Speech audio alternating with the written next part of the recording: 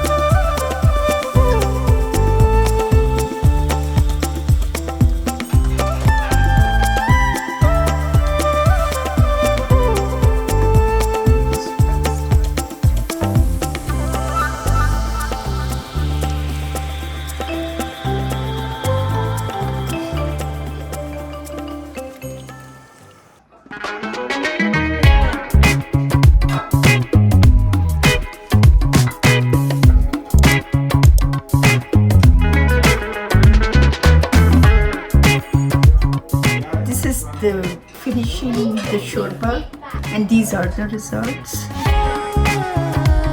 Thank you for watching our channel, and see you next time soon.